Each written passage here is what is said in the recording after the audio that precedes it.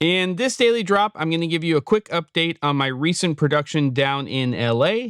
So let's go.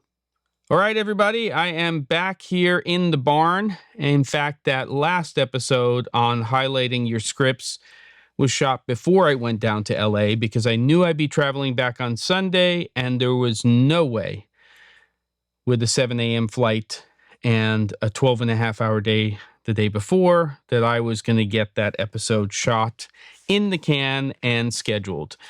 So here we are. I'm back here and I am deep into post-production, which means that I have not had time yet to edit the episode that I shot down in LA. I shot a whole episode which breaks down pretty much the whole setup for the production I did down there.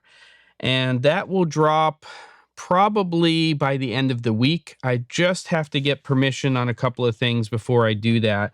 But I do want to report on a couple of things. Number one, microphone-wise, when I was down there, I had the NT55 and the NTG5. I did an episode on which one would I use. I didn't know at the time. The clear winner in that space in particular was the NTG5.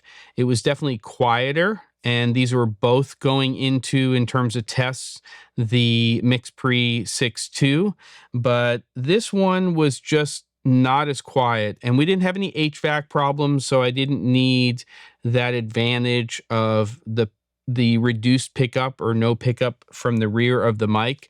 So this is the one I went with, and in fact I brought two of them, the one I'm using right here and a second one, and I had a little bar off of the boom pole with two shock mounts because there was a little bit of range of motion with the Talent, so I just wanted to make sure there was no issue with that.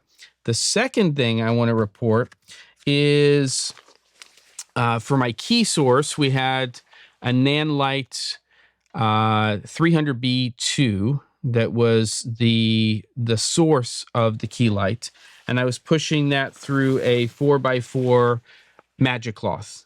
And the term magic is really somewhat appropriate for this modifier. This was developed by the Rag Place. You can get it through Modern Studio Equipment, and I travel with this 4x4 all of the time.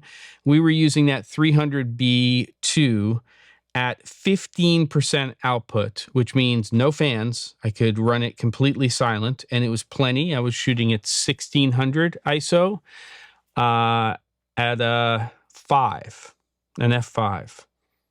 This is about 2 stops of diffusion. That 4x4 was close to Talent, but let me tell you, it was amazing. The heat just kicked in. I don't know if you can hear it. Look, that's my report for now. We'll get into some more stuff as we go along, and all I can say is the shoot went well, and as always, I learned a lot. Hopefully you're learning something. Don't forget to, and I'll see you on the next episode of The Daily Drop.